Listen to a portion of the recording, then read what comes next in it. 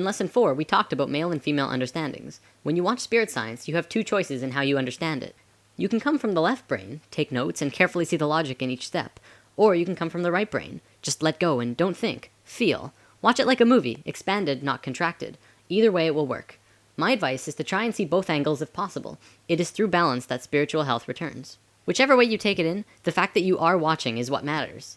And what you receive is what you were meant to receive. Today's lesson will be separated into 3 parts. First, we're going to talk about existence of extraterrestrial life.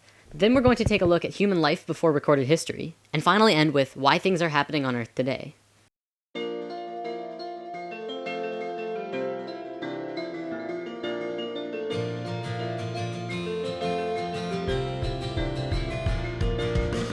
Part 1.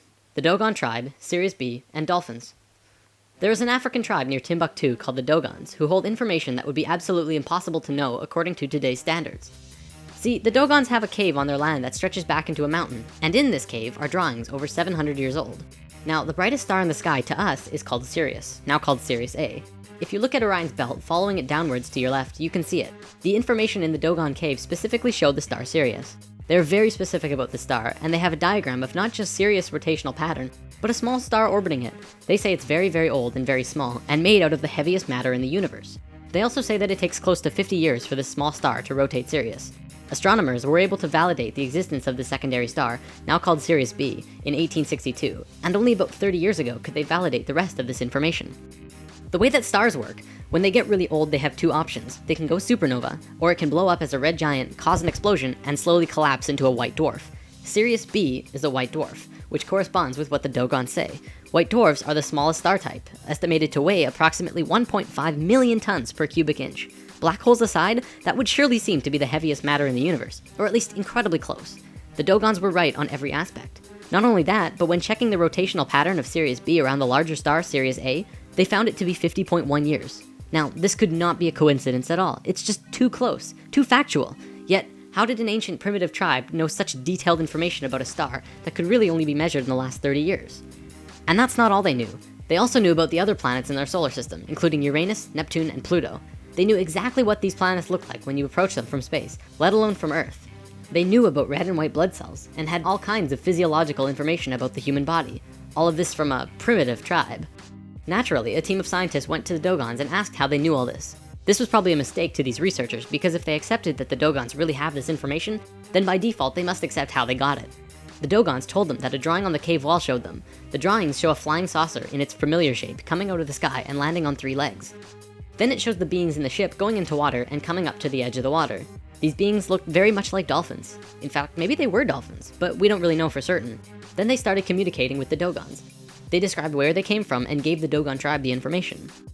Here's another thing the Dogons knew. This little drawing was on the walls, but the scientists didn't know what the heck it was, until computers calculated the orbits of Sirius A and B. As seen from Earth, this pattern shown in the cave is identical to the pattern of Sirius B moving around Sirius A in a time frame between the years 1912 and 1990. These 2 times are actually kind of important. 1912 was the first year when we began communication with the Greys, and in 1990, a specific electromagnetic grid around the planet was formed. But we'll have to look at that later once we go over some other stuff first. Another thing about this rotation, it's the exact same rotational movement of DNA. Part 2, how old is the Sphinx? This is probably one of the most important discoveries on the planet ever. The first one to really discover this was R.A. Schwaller de Lubitz. He is a famous Egyptian archaeologist who has written many books. He and his stepdaughter, Lucy Lamy, have demonstrated a profound understanding of sacred geometry and Egyptian culture.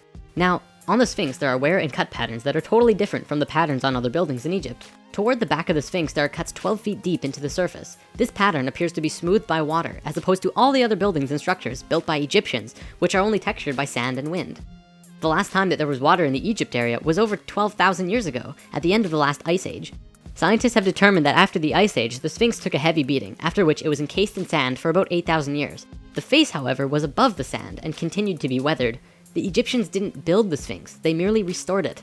Of course, Egyptologists have been slow to adapt to this new incredible discovery, but I think we know why. See, there are around 5,000 Egyptian archaeologists in the world, and they all pretty much agree with each other in most ways. They make little changes, but not too many, and most agree on the age of the pyramids. All of these archaeologists are Muslim, with a few exceptions, and their holy book is the Quran.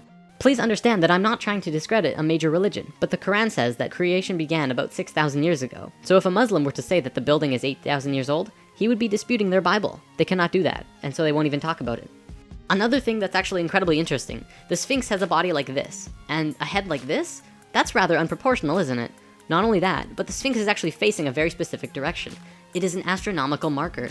The Sphinx is in the shape of a lion. If it were built when Egyptologists say it was, that would be only 2,500 years ago, while the constellation of Taurus was in the sky. The only logical time for the Sphinx to be built when it was when the constellation Leo was in the sky, during the 11th millennia BC. The time that matches exactly where our new findings say that it would have been built. In the past, when something new like this was discovered that has a major influence on the viewpoint of the world, it takes about 100 years for it to get to the average person to say, oh yes, that's true. But this time, it's happening a lot quicker because of the internet. Now scientific circles are actually beginning to look at the words of Plato in a new light when he talked about another culture, another continent, from a dim past called Atlantis. The Sphinx is the largest sculpture on the planet. We know it was not done by hairy barbarians, but by a very sophisticated culture. And it was not done by anybody we now know here on Earth. From a scientific point of view, this is the first solid evidence to be accepted about the true age of civilization. There have been lots of other evidence, but it has kept being put under the table. Now we have the accepted evidence that there absolutely had to be someone on Earth who was highly civilized as early as 10,000 years ago. This is just the beginning of how we are going to completely change our view of who we think we are. Part 3. Earth's relations to the cosmos. We are living in accelerated times. Remember in lesson 1 I said time is speeding up? Let's talk more about that. The following is a fact according to Encyclopedia Britannica. From the time of our oldest known civilization, the ancient Sumerians, around 3800 BC, continuing for almost 6,000 years up to about 1900, a certain number of information was collected. Let's say for simplicity's sake, that in that time we learned one bag of facts. 50 years later, from 1900 to 1950, our knowledge doubled. That means it took 6,000 years to get a bag of facts, and in 50 years, we got another one. Amazing! But then in the next 20 years, we doubled it again. And then in 10 years, we doubled that. And now we're getting bags of facts every month, maybe within days, I don't even know. The fact is, things are speeding up monumentally. We're living within a knowledge avalanche. Life on this planet is accelerating faster and faster, obviously culminating in something new and something different. Perhaps just out of the reach of our normal imagination. What does this mean for the world? Why is it happening? Better yet, why is it happening now? Why didn't it happen 1,000 years ago? Or why didn't it wait to happen 100 or 1,000 or 10,000 years from now? It's really important to understand the answer to this question, because if you don't know why this is happening now, then you'll probably not understand what's happening to you in your life or be prepared for the coming changes. Now, the Earth actually has a wobble. Well, it has many wobbles, but the one I'd like to talk about today is the one called the precession of the equinox. Essentially, what this is a rotation that the planet does, which completes a cycle once every 26,000 years. It looks like this and slowly turns on its axis and points to different locations. Science looks at this and says, well, so what? It's just a wobble. But by looking at what the ancient civilizations knew, you see a more complete image. The point actually points to and away from the center of the galaxy. The center of the galaxy is where most of the energy and the most consciousness is. It's not just light up there, you know. So, in this diagram is our rotation. Here's the tip pointing towards the center of the galaxy, and here's the farthest pointing away. The ancient Sanskrit writings that also talks about this precession call this going with the galactic wind. The Sanskrit writings say that there are two very important places on this wobble. One is at A, and one is at C. Not the very tips as you might think.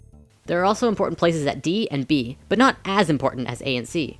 According to these ancient writings, as we hit position A, we begin waking up. And as we hit position C, we begin to fall asleep. We continue on the cycle, but every time we make a full rotation, we wake up more and more.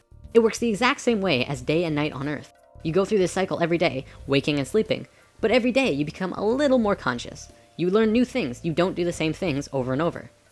I want to talk about religion for a bit, because you can definitely see this wobble over recorded human history. See, when we were the ancient Egyptians, Sumerians, and Mayans and such, we were incredibly wise. We may not have known all of the advanced intricacies of the world that we do now, but we knew about the precession of the equinox, and we had an advanced geometric understanding of the universe that we're going to talk about soon. Then we got dumber and became all philosophical, not quite knowing anymore, but still able to understand many things. This is where things like the Fibonacci sequence and pi and the golden ratio were discovered. And then we got dumber still, and it was around this time that we had a real solid formation of most of today's religions. But you have to remember that these religions were based on earlier writings. They were written by people who understood far more than they did. They just couldn't make sense of it, and that's why many Bible stories just seem ridiculous. Ultimately though, every religion did spawn from a more conscious understanding, so you can't discredit religions completely. You just have to trace them back a bit further. You'll also see looking back that we went from a more female-oriented understanding to an incredibly male way of looking at things, very strict and orderly. Not much room for creative thought, it has to be 100% logic-oriented. back to precession.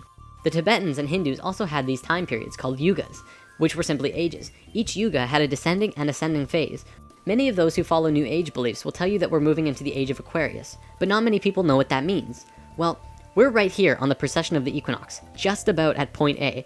Remember, this is a really important time for us, not just humans, but all of Earth, and perhaps maybe our solar system. This is a chart showing the precession scale with our constellations. The astronomical sign that we see in the sky when we hit point A will be that of Aquarius. Are you ready for this, the big finisher? Can you guess when we're going to hit point A exactly? The Mayans figured it out.